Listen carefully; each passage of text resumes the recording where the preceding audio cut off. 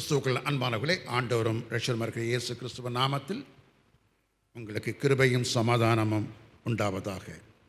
இந்த நாளிலே ஆண்டவருடைய செய்தியை சொல்வதற்காக நான் எடுத்துக்கொண்ட வேத வசனம் 2 தெசலோனிக்கேயர் 2:14.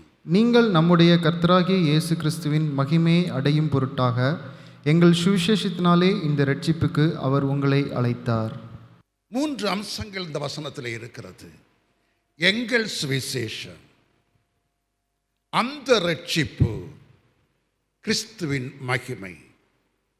எங்கள் சுவிசேஷம் என்று சொன்னால் என்ன? கிறிஸ்துவின் சுவிசேஷத்தை நாங்கள் எங்கள் வாயினாலே சொல்லுகிறோம் என்கிற அந்த உணர்விலே எங்கள் சுவிசேஷம் என்று சொல்லுகிறாரே தவிர அது கிறிஸ்துவின் சுவிசேஷம். சுவிசேஷம் என்று சொன்னால் என்ன? சுவிசேஷம் என்பது ரட்சிப்பு. தூய தமிழிலே சொன்னால் அது நற்செய்தி. என்ன நற்செய்தி? இயேசு கிறிஸ்து பிறந்த பொழுது இந்த நற்செய்தியை பற்றி முதலாவதாக சொல்லப்பட்டது. இதோ சகல ஜனங்களுக்கும் மிகுந்த சந்தோஷத்தை உண்டாக்குகின்ற நற்செய்தியை உங்களுக்கு அறிவிக்கிறோம் என்று தூதர்கள் சொன்னார்கள். பொதுவாக சந்தோஷத்தை யாரும் விரும்புகிறார்கள். இங்கே தூதர்கள் சொன்னது மிகுந்த சந்தோஷம். மிகுந்த சந்தோஷம் என்பது அது மாறாத சந்தோஷம், அது நிலையான சந்தோஷம், அது உள்ளத்திலே கிடைக்கிற ஒரு நிரந்தரமான சந்தோஷம். இன்றைக்கு அநேக பேர் சந்தோஷத்தை நாடி சினிமாக்கு செல்லுகிறார்கள், சீரியலை பார்க்கிறார்கள், அல்லது வேடிக்கைகளை பார்க்கிறார்கள், இன்னும் வேற என்னெல்லாமா காட்சிகளை பார்க்கிறார்கள், ஏதாவது சந்தோஷம் கிடைக்கும் என்று. ஆனால் அவளுக்கு கிடைக்கிற சந்தோஷங்கள் எல்லாம் சிற்றின்பங்கள் தான். கொஞ்ச நேரத்தில் மாறிவிடும். அதன் பிறகு உள்ளத்திலே ஒரு கவலை வந்துவிடும். ஆனால் இங்கே சொல்லப்பட்டிருக்கிற அந்த மிகுந்த சந்தோஷம் என்பது நம்முடைய உள்ளத்திலே ஒரு மாறாத சந்தோஷம், ஒரு நிரந்தரமான சந்தோஷம். அது எப்படி கிடைக்கும் தெரியுமா? நான் ஆண்டவருடைய பிள்ளை, என்னுடைய பாவங்கள்லாம் மன்னிக்கப்பட்டது, கர்த்தருடைய பாவங்களை மன்னித்து விட்டார், சாத்தானுக்கு இடமில்லை என்கிற ஒரு விசுவாசம், ஒரு நம்பிக்கை கொடுக்கிற சந்தோஷம்தான் மிகுந்த சந்தோஷம். அந்த சந்தோஷம் எப்படி கிடைக்கிறது? கிறிஸ்துவின் மூலமாக, கிறிஸ்துவனுடைய சுவிசேஷத்தின் மூலமாக கிடைக்கிறது. அந்த சுவிசேஷம் என்ன சொல்லுகிறது? கர்த்தராய் இருக்கிற இயேசு கிறிஸ்துவை விசுவாசி, அப்பொழுது உன்னுடைய பாவங்கள் மன்னிக்கப்படும், நீங்கள் ரட்சிக்கப்படுவீர்கள், உங்களுக்கு மிகுந்த சந்தோஷம் உண்டாகும். இதுதான் கிறிஸ்துவனுடைய சுவிசேஷம். கிறிஸ்து இந்த உலகத்துக்கு வந்த நோக்கம் என்னவென்று சொன்னால், மனு மக்களுடைய பாவங்கள் மன்னிக்கப்பட அவர் வந்தார். அவரை விசுவாசி, அப்பொழுது உன்னுடைய பாவங்கள் மன்னிக்கப்படுகிறது. உன்னுடைய பாவம், உன்னுடைய மூதாதையருடைய பாவம், ஜென்ம கர்ம பாவம், அந்த பாவத்தின் மூலமாக வரக்கூடிய சாபம், இவற்றிலிருந்து உனக்கு விடுதலை கிடைக்கிறது. இதுதான் சுவிசேஷம். அன்பான தேவனுடைய பிள்ளைகளே, இந்த சுவிசேஷம் யாருக்குரியது? கிறிஸ்தவர்களுக்குரியதா? எல்லா ஜனத்துக்கும் உரியது. கிறிஸ்தவர்களுக்கும் கிறிஸ்தவர்கள் அல்லாதவர்களுக்கும் எல்லா ஜனத்துக்கும் உரிய சந்தோஷம், எல்லாருக்கும் உரிய சுவிசேஷம் இது. ஆனால் யார் யார் அந்த சுவிசேஷத்தை ஏற்றுக்கொள்கிறார்களோ அவர்கள் தங்களை கிறிஸ்துவோடு இணைத்துக் கொள்ளுகிறார்கள், அவ்வளவுதான்.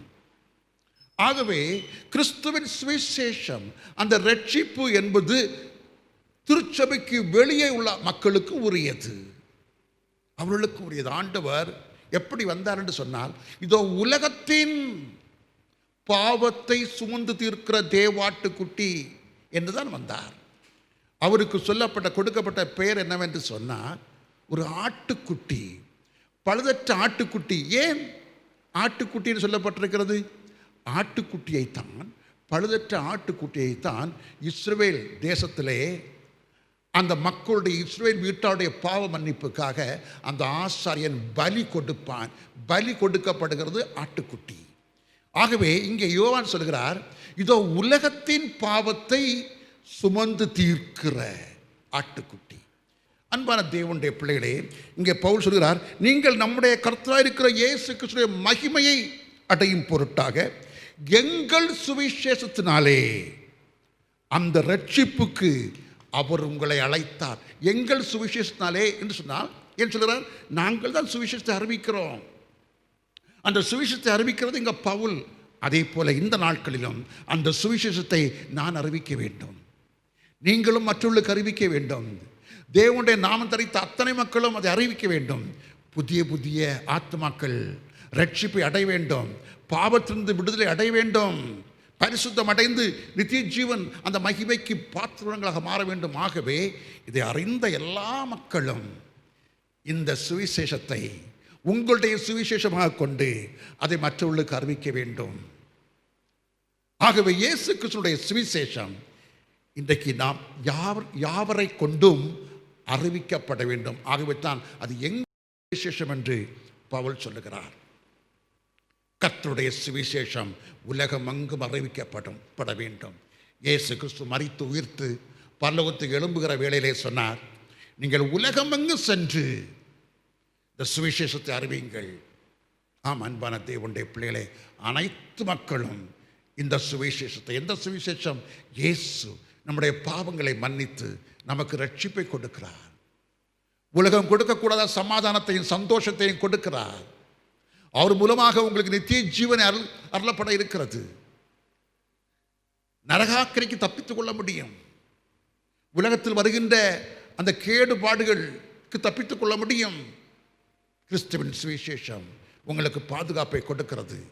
ஆகவே இந்த சுவிசேஷத்தை எல்லா மக்களுக்கும் அறிவிக்கப்பட வேண்டும், எல்லா மக்களும் ஏற்றுக்கொள்ள வேண்டும். அடுத்தபடியாக அந்த வசனத்திலே வருகிற இரண்டாவது கருத்து என்னவென்று சொன்னால், ரட்சிப்பு. எங்கள் சுவிசேஷம் நற்செய்தினாலே அந்த ரட்சிப்புக்கு அவர் உங்களை அழைத்தார். நாங்கள் சுவிசேஷத்தை நாங்கள் ஏன் உங்களுக்கு சொல்லுகிறோம்? உங்களை ரட்சிப்புக்குள் கொண்டு வர. இது ஒரு மதமாற்றம் அல்ல, இது ஒரு மதமாற்றம் அல்ல. இன்றைக்கு நாங்கள் அந்த ரட்சிப்பின் சுவிசேஷத்தை மக்களுக்கு அறிவிக்கிற பொழுது சாத்தான் சில மக்களை ஏவி, சாத்தானுடைய சிறைப்படுத்தப்பட்ட அந்த மக்களுக்குள்ளே அவர்களை ஏவி மதமாற்றம் பண்ணுகிறான் என்று சொல்லி ஒரு பிரச்சனையை உருவாக்குகிறார்கள். என்ன பிரச்சனை பண்ணினாலும் ஒன்றும் நடக்கப் போவதில்லை. கர்த்தருடைய சுவிசேஷம் அறிவிக்கப்பட்டே ஆகும். ஏன் தெரியுமா? அது கர்த்தருடைய தீர்க்க தரிசனம். ராஜ்யத்தின் சுவிசேஷம் சகல மக்களுக்கும் சாட்சியாக அறிவிக்கப்படும். அதன் பிறகுதான் உலகத்தின் முடிவு வரும். ஆகவே இயேசு கிறிஸ்துடைய சுவிசேஷத்தை எவராலும் எந்த பிசாசுடைய சேட்டையினாலும் தடுக்கவே முடியாது. ஏன் தெரியுமா? அது தேவனுடைய சுவிசேஷம், அது சிருஷ்டிகருடைய சுவிசேஷம், அது இரட்சகருடைய சுவிசேஷம், அது ராஜாதி ராஜா, தேவாதி தேவன், எல்லா தேவனுக்கு மேலான மகா தேவனுடைய அந்த சுவிசேஷம். நம்முடைய நோக்கம் என்னவென்று சொன்னால், மனுக்குல மீட்பு, மனுக்குலம் ரட்சிக்கப்பட வேண்டும். இந்த சுவிசேஷத்தை ஏற்றுக்கொண்டு பிசாசுடைய பிடியிலிருந்து வெளிவந்து நித்திய ஜீவன் அடைய வேண்டும். அதற்காக மக்களை மனந்திரும்பச் செய்ய வேண்டும். மதத்தை மாற்றுவது அல்ல.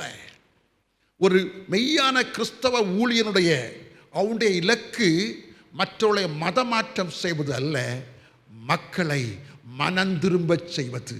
ஏன் தெரியுமா? இயேசு சொன்னார், மனம் திரும்புங்கள், மதம் மாறுங்கள் என்று சொல்லவில்லை.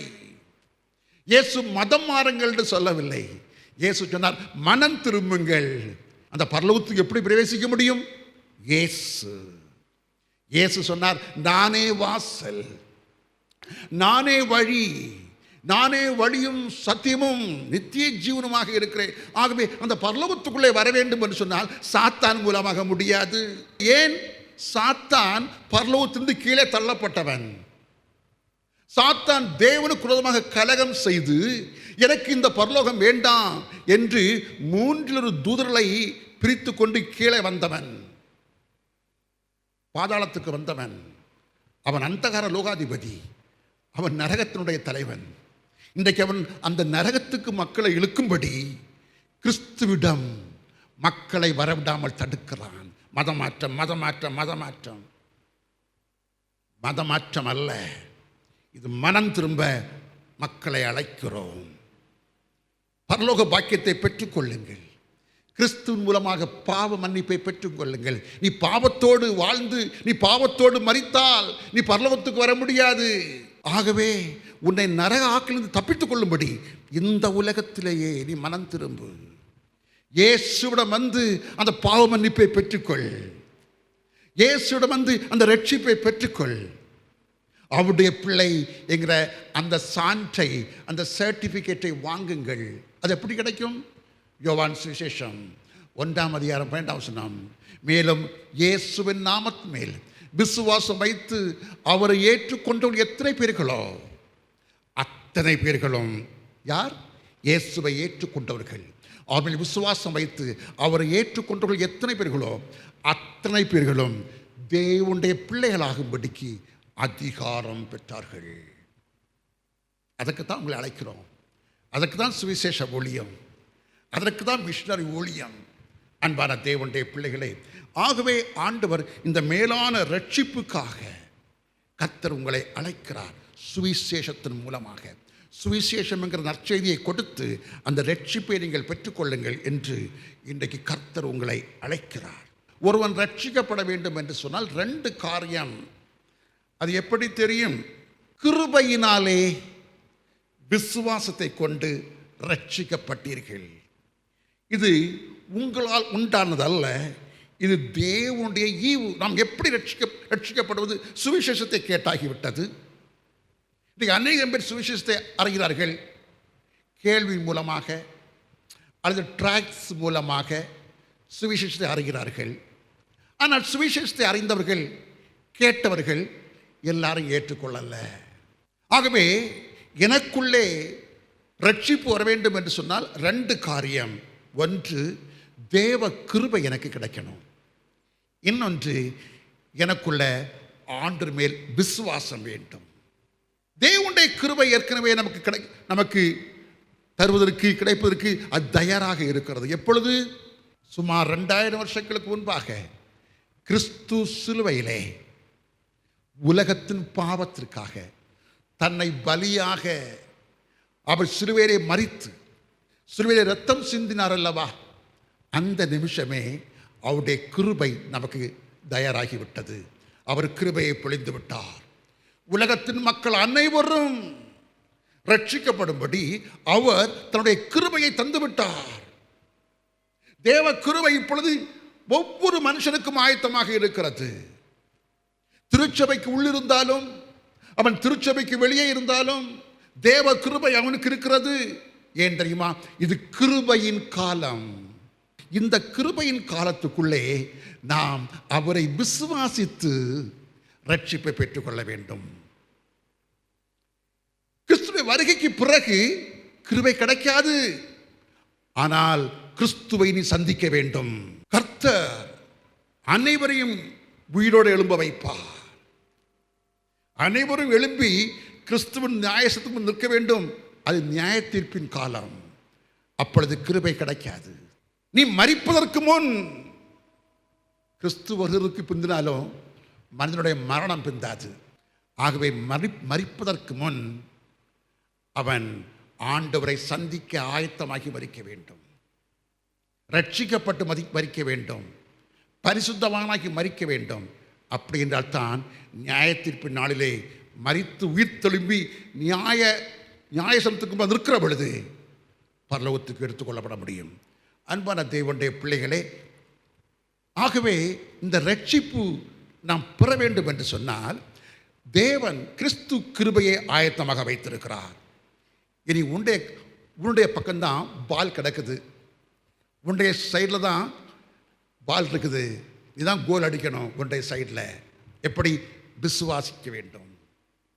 நீ விசுவாசிக்கிற பொழுது, நீ விசுவாசித்து ஏற்றுக்கொள்ள முடியும். என்ன விசுவாசம்? இயேசு எனக்காக ஜீவனை கொடுத்தார், எனக்காக ரத்தம் சிந்தினார், என்னுடைய பாவத்தை அவருடைய ரத்தம் மன்னிக்கிறது என்று விசுவாசித்து நீ கேட்கிற பொழுது அந்த மன்னிப்பு உனக்கு கிடைக்கிறது. எப்பொழுது? நம்முடைய பாவங்களை அறிக்கையிட்டார், எல்லா நியாயத்தை நீக்கி நம்மை சுத்திகரிப்பதற்கு அவர் உண்மையும் நீதியும் உள்ளவராக இருக்கிறார். ஆகவே நம்முடைய பாவங்களை அறிக்கையிட்ட உடனே அதை மன்னிப்பது அது அவருக்கு உண்மை. மன்னிப்பது உண்மை. அவர் உண்மை உள்ளவர், ஆகவே மன்னித்து விடுவார். அவர் நீதி உள்ளவர், ஆகவே அவர் மன்னித்து விடுவார். நம்முடைய பாவங்களை மன்னிப்பது அது உண்மையும் நீதியும் ஆக இருக்கிறது. ஆகவே அன்பான தேவனுடைய பிள்ளைகள் யாராக இருந்தாலும் சரி, கிறிஸ்துவுடைய சுவிசேஷத்தை நீங்கள் புதிதாக கேட்கிற பொழுது அதை ஏற்றுக்கொள்ளுங்கள். உங்களுக்கு அப்பொழுது அந்த பாவ மன்னிப்பு, அந்த ரட்சிப்பு சந்தோஷம் உங்களுக்கு கிடைக்கிறது. ஆகவே இந்த ரட்சிப்பு நமக்கு என்ன ஒரு ஆசீர்வாதத்தை கொண்டு வருகிறது என்று கேட்டால், அந்த ரட்சிப்பு நமக்கு கிறிஸ்துவுடைய மகிமையை கொண்டு வருகிறது. அந்த வசனம் எப்படி ஆரம்பித்தது பாருங்கள். நீங்கள் நம்முடைய கர்த்தராகிய இயேசு கிறிஸ்துவுடைய மகிமையை அடையும்படிக்கு இந்த சுவிசேஷம் அறிவித்தலும் நாம் ரட்சிக்கப்படுதலும் எதற்காக? கிறிஸ்துவுடைய மகிமையை அவன் அடைவதற்காக. நான் சுவிசேஷத்தை கேட்டு நான் ரட்சிக்கப்பட்டேன், அந்த முடிவறிந்தும் அந்த ரட்சிப்பை காத்துக்கொண்டேன் என்று சொன்னால் கிறிஸ்துவுடைய மகிமையை நானும் அடைவேன்.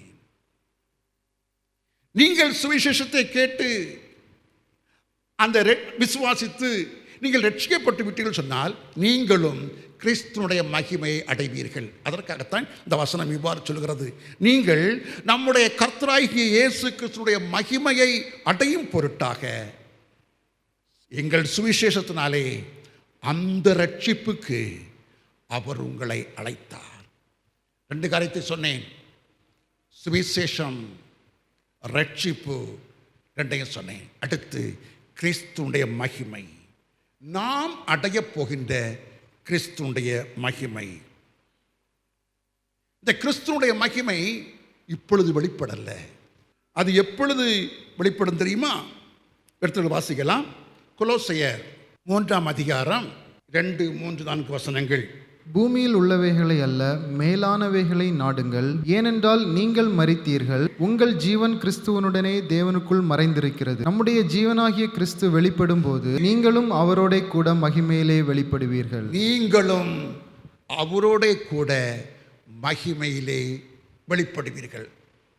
ஆகவே கிறிஸ்துவனுடைய மகிமை எப்பொழுது வெளிப்படும் என்று சொன்னால், அவர் மகிமையோடு வருகிற பொழுது, கிறிஸ்து ஆரவாரத்தோடும் பிரதானத்துடைய சத்தத்தோடும் தேவ எக்காலத்தோடும் அவர் மகிமையோடு வெளிப்படுகிற பொழுது எங்கே வெளிப்படுவார்?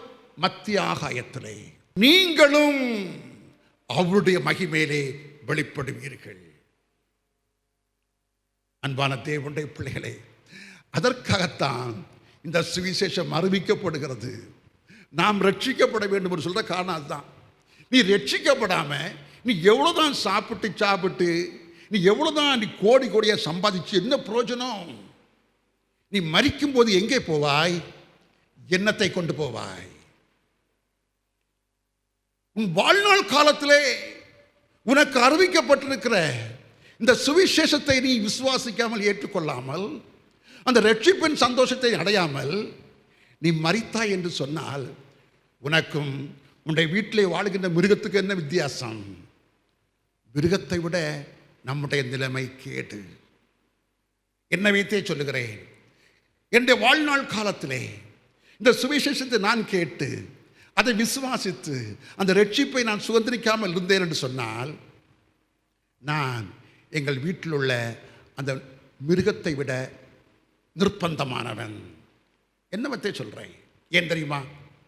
மரித்த பிறகு மிருகங்களுக்கு மோட்சம் நரகம்னு கிடையாது. ஆனால் மனுஷனுக்கு மரித்த பிறகு ஒன்றில் மோட்சம் அல்லாவிட்டால் நரகம். மிருகத்துக்கு கிடையாது. ஆகவே இந்த உலகத்திலே தேவனுடைய சாயலே சிருஷ்டிக்கப்பட்ட ஒரு மனுஷன், அவன் எந்த மதமாக இருந்தாலும் சரி, அவன் எந்த ஜாதியாக இருந்தாலும் சரி, அவன் எந்த இனத்தானாக இருந்தாலும் சரி, எந்த நாட்டவனாக இருந்தாலும் சரி, அவன் கிறிஸ்துவுடைய சுவிசேஷத்தை அவன் ஏற்றுக்கொண்டு அவன் ரட்சிக்கப்பட வேண்டும். ரட்சிக்கப்பட வேறொரு நாமம் கட்டளையிடப்படவில்லை என்று வேதம் சொல்லுகிறது. நாம் ரட்சிக்கப்பட இன்னொரு நாமம் கட்டளிடப்படவில்லை, இன்னொரு தெய்வம் கட்டளிடப்படவில்லை. ஒன்றானமை தேவன், திரியேக தெய்வம், பிதாவாகிய தேவன், குமாரனாகிய கிறிஸ்துவாகிய தேவன், பரிசுத்த ஆவியாகிய தேவன், இந்த மூன்று பேரும் ஒரே தெய்வம். ஆகவே இந்த ரட்சிப்பை நாம் ஏற்றுக்கொண்டு தேவனுடைய பிள்ளைகளாகி நாம் மரிக்க வேண்டும். ஆகவே நாம் அடையப்போகிற மகிமை முதலாவதாக கிறிஸ்துனுடைய வருகையின் பொழுது வெளிப்படும். அதை குறித்து ஒரு வசனம் சொல்லுகிறது. 1 கொரிந்தியர் 15:51. இதோ ஒரு ரகசியத்தை உங்களுக்கு அறிவிக்கிறேன், நாம் எல்லாரும் நித்திரை அடைவதில்லை, ஆகிலும் கடைசி எக்காலம் துணிக்கிற பொழுது ஒரு இமைப்பொழுதிலே நாம் எல்லாரும் மறுரூபமாக்கப்படுவோம்.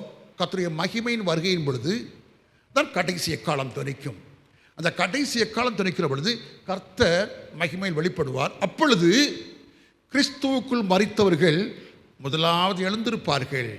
பின்பு உயிரோடு இருக்கும் நாமும் அவருக்கு எதிர்கொண்டு போக நாமும் எழுந்திருப்போம் என்று 1 தெசலோனிக்கேயர் 4:16-17 சொல்லப்பட்டிருக்கிறது.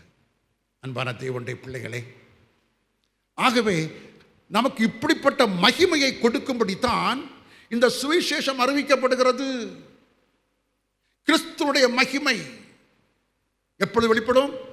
அவர் வருகிற பொழுது வெளிப்படும். அப்பொழுது மரித்தோரும் எழுந்திருப்பார்கள், ஆயத்தமானவர்கள் எழுந்திருப்பார்கள். உயிரோடு இருக்கிற நாம் மறுரூபமாக்கப்பட்டு நாம் எடுத்துக்கொள்ளப்படுவோம். எங்கே எடுத்துக்கொள்ளப்படுவோம்? கிறிஸ்து மணவாளன், கிறிஸ்துனுடைய பரிசுத்தவான்கள், பரிசுத்தவான்களுடைய சபை, அது மணவாட்டி என்று உவமையாக உருவகமாக சொல்லப்பட்டிருக்கிறது.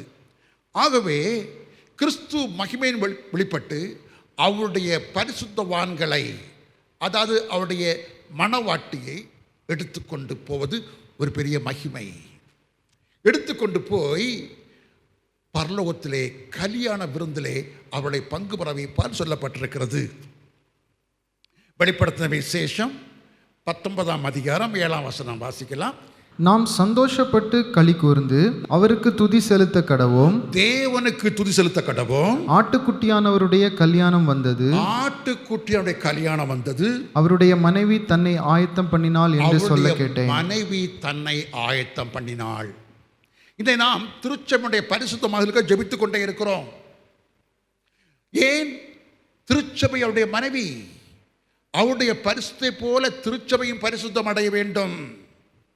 திருச்சபையில் காணப்படுகிற எல்லா அசுத்தங்களும் மாற்றப்பட வேண்டும். மாற்றப்படுமா? நிச்சயமாக மாற்றப்படும். ஏன்? அது தீர்க்க தரிசனம். அவருடைய மனைவி தன்னை ஆயத்தப்படுத்தினாள், கரை திரை நீங்கி தன்னை ஆயத்தப்படுத்தினாள். ஆகவே ஆயத்தப்படுத்தப்பட்ட அந்த மணவாட்டியை கர்த்தர் வந்து எடுத்துக்கொண்டு போய் திருமணம், அந்த நாள், அந்த வைபவம், பரலோகத்திலே நடக்கிற வைபவத்திலே கலந்து கொள்ள செய்கிறார். 8 வாசிங்க பார்க்கலாம்.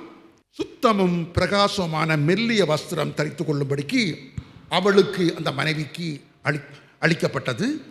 அந்த மெல்லிய வஸ்திரம் பரிசுத்தவான்களுடைய நீதிகளே. இங்கே எல்லாம் மறை பொருள் உருவமாக சொல்லப்பட்டிருக்கிறது. 9 பின்னும் அவன் என்னை நோக்கி, அந்த தூதன் யோவானை நோக்கி, ஆட்டுக்குட்டியானவரின் கல்யாண விருந்துக்கு அழைக்கப்பட்டவர்கள், ஆட்டுக்குட்டியானுடைய கல்யாண விருந்துக்கு அழைக்கப்பட்டவர்கள் பாக்கியவான்கள் என்று எழுதென்றான். பாக்கியவான்கள் என்று எழுது. மேலும் இவைகள் தேவனுடைய சத்தியமான வசனங்கள் என்று என்னுடனே சொன்னான். மேலும் இவைகள், இந்த வார்த்தைகள் எல்லாம் சும்மா புராண கதை இல்லை. இந்த வார்த்தையெல்லாம் உண்மையானவைகள், தேவனுடைய சத்தியமான வசனங்கள். இதை எழுது.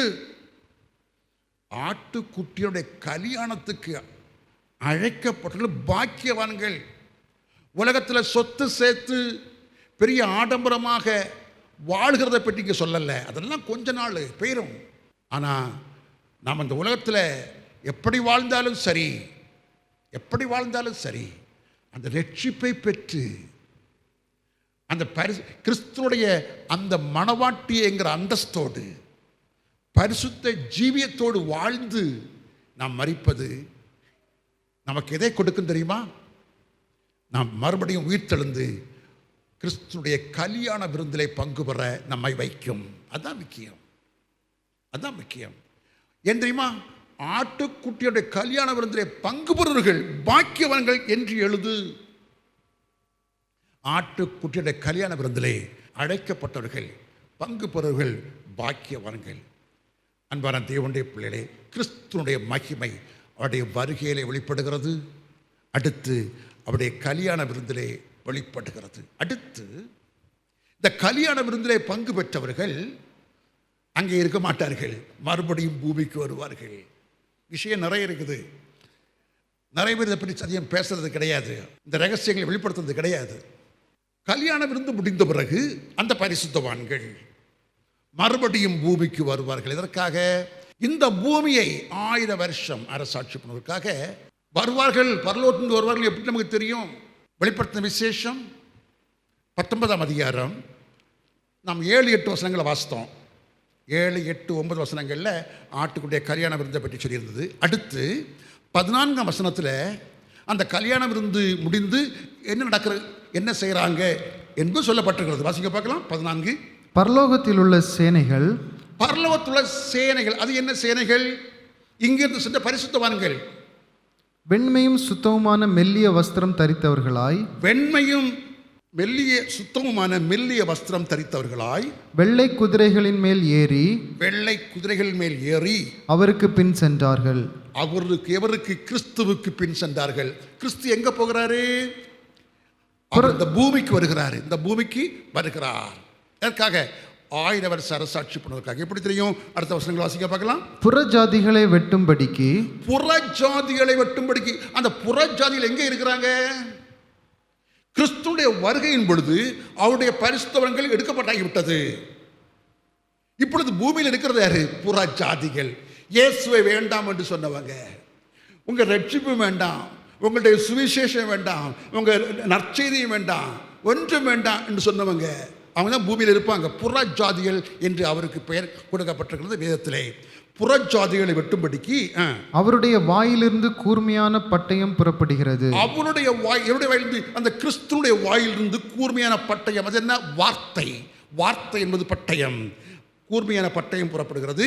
இருப்பு கோலால் அவர்களை அரசாளுவார். ஓ, இருப்பு கோலால் அவர்களை அரசாளுவார். 1000 வருஷ அரசாட்சி.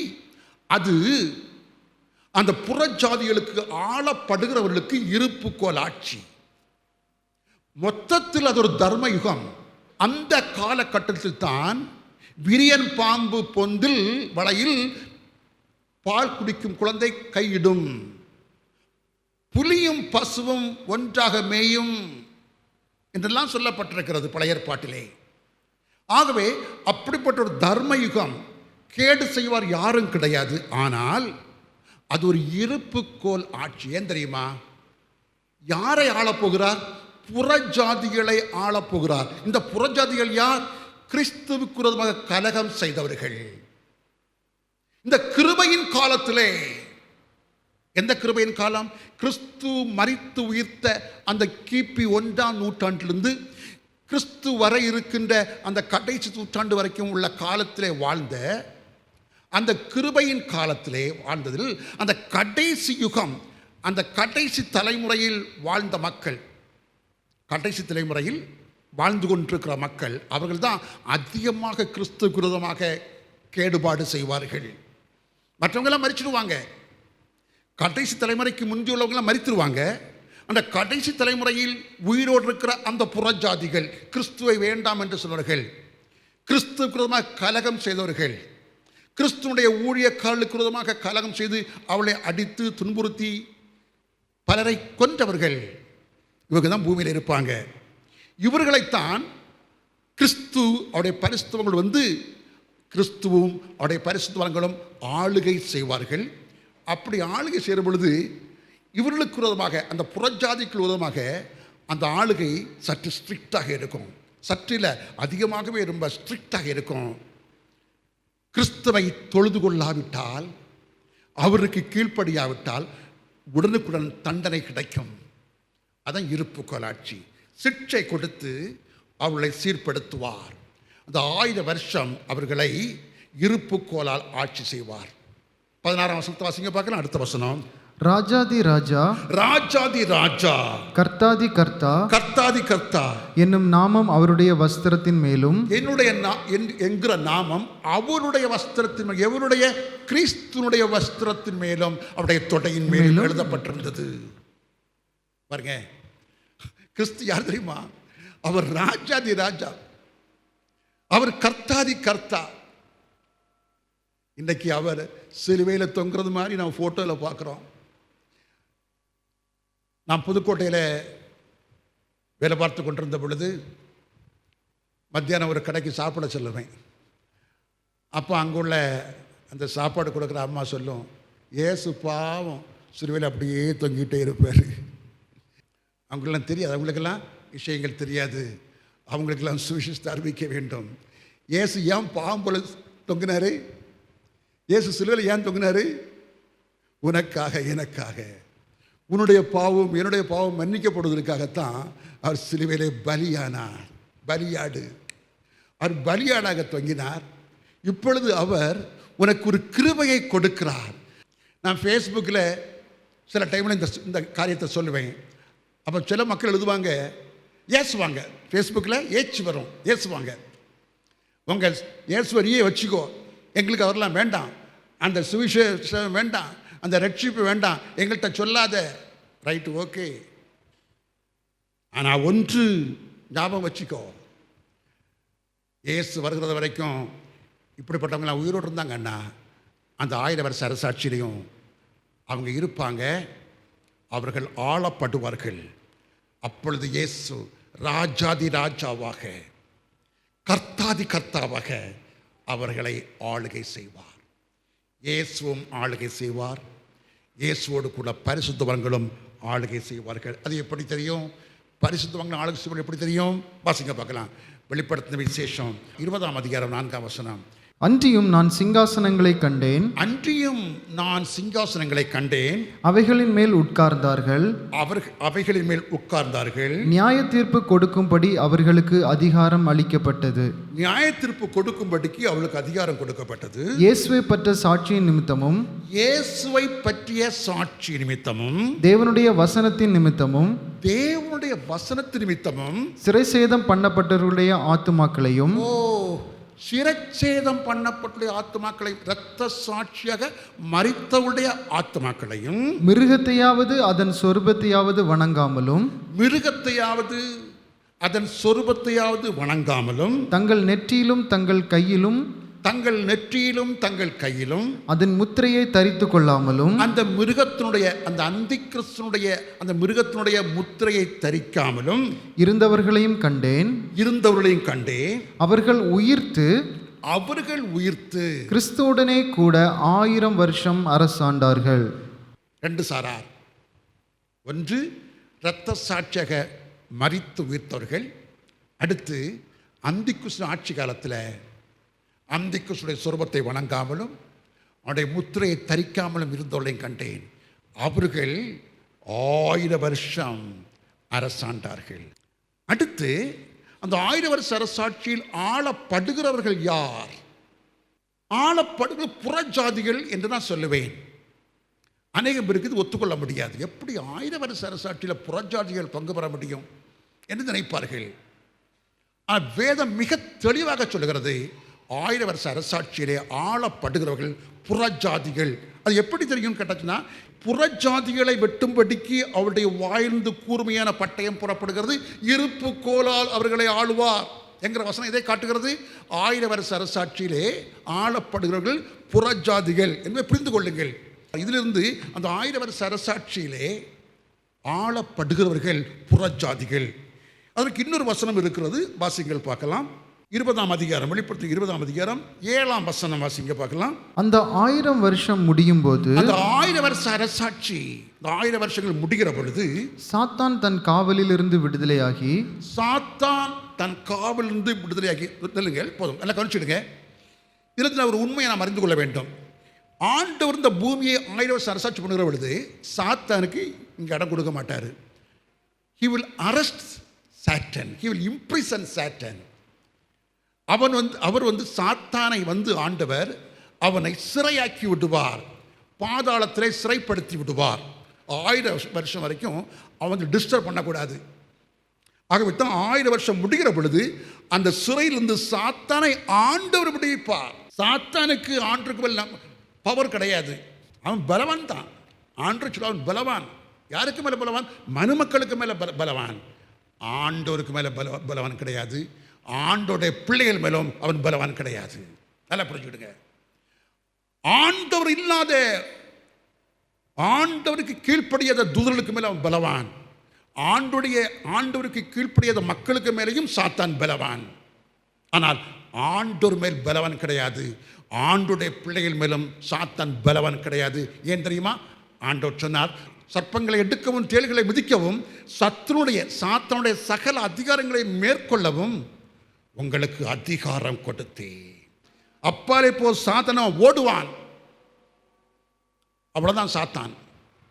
ஆனால் பலவான் இயேசு சொல்றாரு. அவன் யாருக்கு மேல் பலவான்? உனக்குள்ள இயேசு இல்லாவிட்டால் உன்னை விட பலவான்.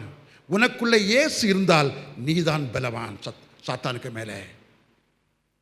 பாருங்க, 1000 வருஷ அரசாட்சியில ஆண்டவர் சாத்தானை காவலிருந்து விடுதலையாக்குவார். அவன் விடுதலையாகி, அடுத்த வசனம் வாசிங்க, 8ஆம் வசனம் வாசிங்க. பூமியின் 4 திசைகளிலும் உள்ள ஜாதியாகிய கோகையும் மாகோகையும் மோசம் போக்கும் படிக்கும், ஜாதிகளாகிய கோகோகையும் மாகோகையும் மோசம் போக்கும் படிக்கும் அவர்களை யுத்தத்திற்கு கூட்டிக் கொள்ளும்படிக்கு புறப்படுவான். அவனை யுத்தத்துக்கு கூட்டிக் கொண்டு புறப்படுவான். அவருடைய தொகை கடற்கரை மண்ணத்திலேயா இருக்கும். 1000 வருஷ அரசாட்சியில ஆளப்பட்டவருடைய தொகை கடற்கரை மண்டலத்தியாக இருக்கும். கோக் மாகோக் அர்த்தம் என்ன? கோக் மாகோக் அதாவது ஆண்டவருக்கு விரோதமானவர்கள். ஆரம்ப காலத்திலேயே கிறிஸ்துவுக்கு தேவனுடைய வார்த்தைக்கு எதிரானவர்கள் தான் கோக் மாகோக். ஆகவே கோக் மாகோக் என்பவர்கள் ஒரு புறஜாதியா கிறிஸ்துவுக்கு எதிரான ஆவியை உடையவர்கள், கிறிஸ்துவுக்கு விரோதமானவர்கள்.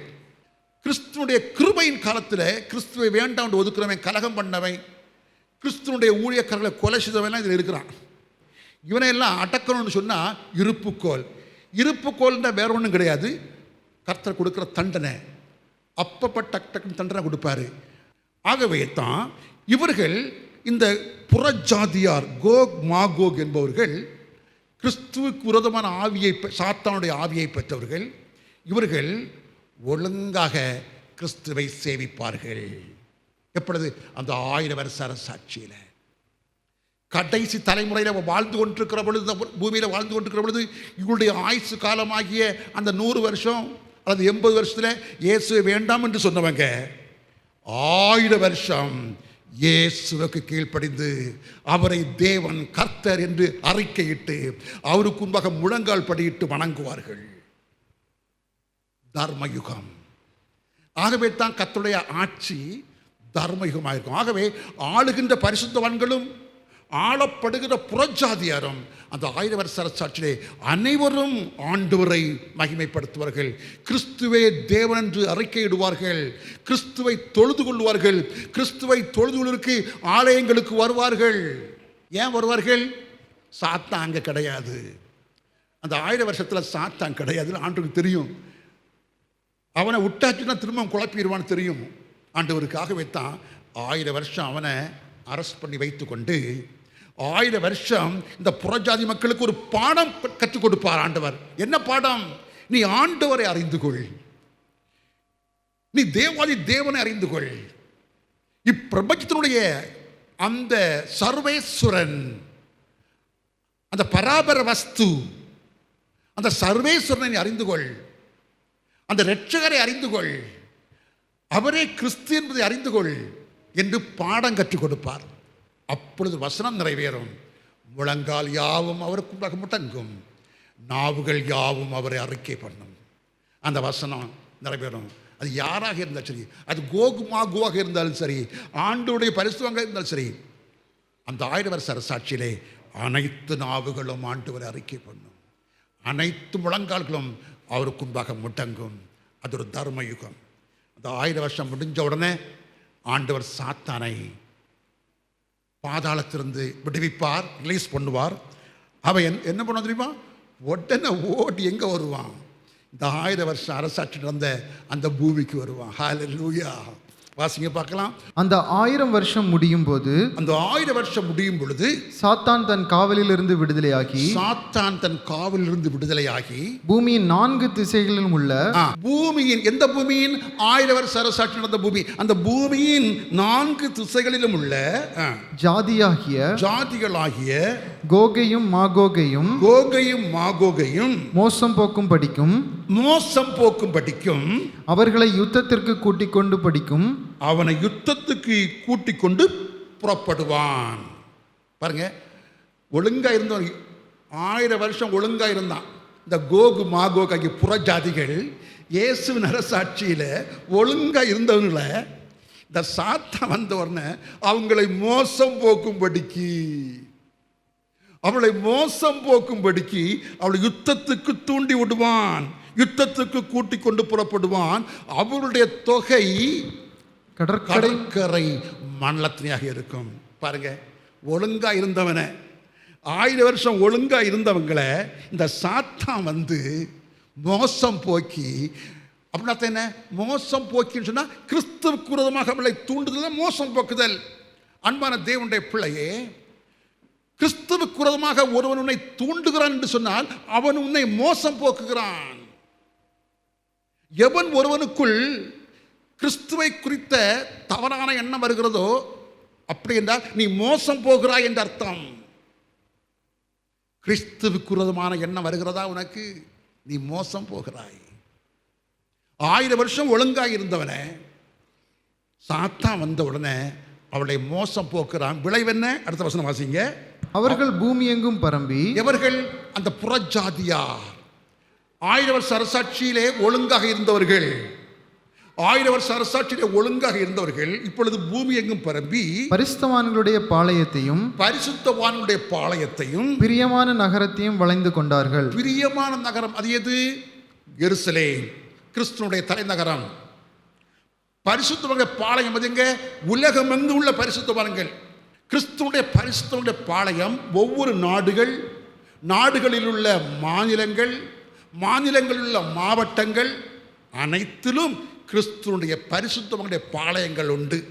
அந்தந்த பாளையங்களை இந்த கோக் மாகோக் கூட்டத்தார் சாத்தானாலே வஞ்சிக்கப்பட்டு யுத்தத்துக்கு வந்து யுத்தம் செய்ய வளைந்து கொள்வார்கள். அப்பொழுது தேவனால் வானத்திலிருந்து அக்னி இறங்கி அவர்களை பட்சித்து போட்டது. மோசம் போக்கும்படி சாத்தான் செய்து விட்டான். ஒழுங்கா இருந்திருப்பான்னா பட்சிக்கப்படாமல் இருந்திருப்பாங்க. அவ்வளவுதான். அன்பான தேவனுடைய பிள்ளைகளே, ஆகவே இயேசு கிறிஸ்துவனுடைய மகிமை இந்த 1000 வருஷ அரசாட்சியிலே அது விளங்கும். 1000 வருஷ அரசாட்சி இந்த உலகத்தில் 1000 வருஷம் மாற்றதான் முடியும். அது முடிந்த பிறகு கிறிஸ்துவனுடைய ஒரு நியாய தீர்ப்பு காலம் இருக்குது. அந்த நியாய தீர்ப்பு காலத்துக்கு பிறகு பரலோகத்துக்கு எடுத்துக்கொள்ளப்பட்ட பரிசுத்தவான்கள்லாம் புதிய வானம் புதிய பூமிக்கு வருவாங்க. அங்கே தான் அந்த புதிய எருசலேமில் தான் நிரந்தரமான ஆட்சி, நிரந்தரமான மகிமை. ஆகவே இயேசு கிறிஸ்துவின் சுவிசேஷம் உனக்கு ரட்சிப்பை கொண்டு வருகிறது, உனக்கு கிறிஸ்துவனுடைய மகிமையை கொண்டு வருகிறது. அந்த ரட்சிப்பின் சுவிசேஷத்தை ஏற்றுக்கொண்டு அந்த மகிமையை அடைவோம். தேவன் இந்த வார்த்தையின் மூலமாக உங்களை ஆசீர்வதிப்பாராக. ஆமென்.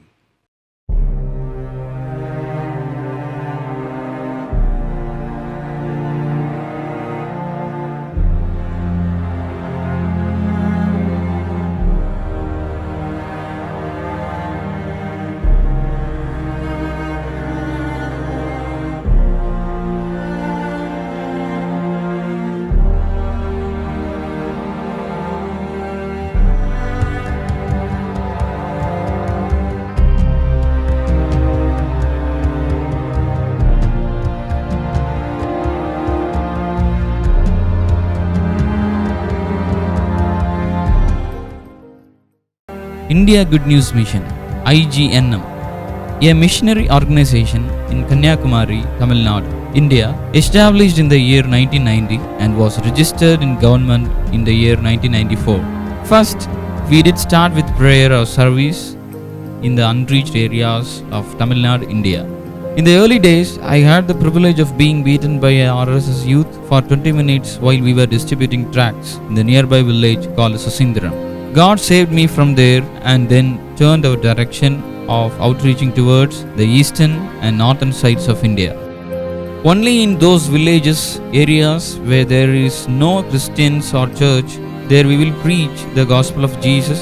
It is a command of Jesus to his disciples to propagate his love and good news of salvation to all people, irrespective of caste, creed, religion, language, culture, etc. Tracts distribution, personal evangelism, house visiting, formation of prayer groups, construction of churches are the ways by which we will fulfill the Great Commission of Jesus.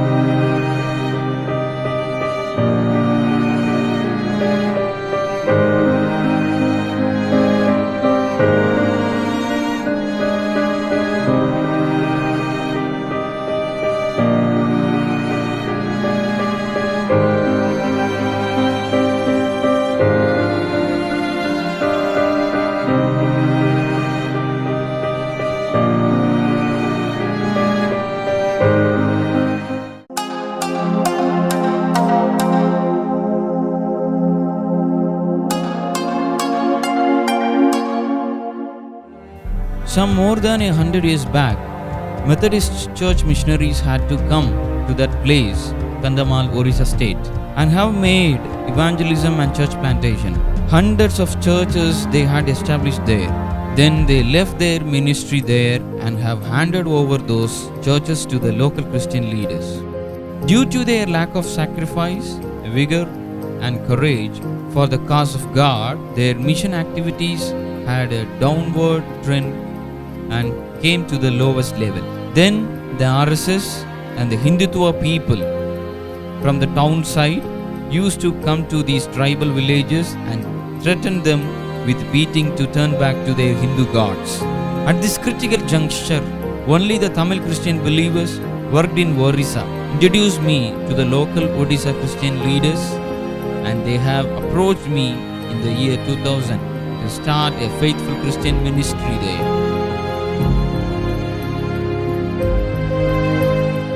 In the year 2000, some people from Odisha came and took me there to minister among their people. First, I mingled with the local Odisha Christian leaders and grasped the clear-cut idea about the people and their lifestyle. Then they took me to the various house churches to share the word of God. When I look into their lifestyle, I could feel most of them are walking through the valley of poverty. They had only one-time meal daily. They don't have proper clothes to wear. They would not have seen even 10 rupees money. It's because of their barter system. But God blessed these people by His powerful words. These people received the word of God wholeheartedly and surrendered their lives to God completely. Finally, they started to pray for others. Holy Spirit did mighty things in their midst.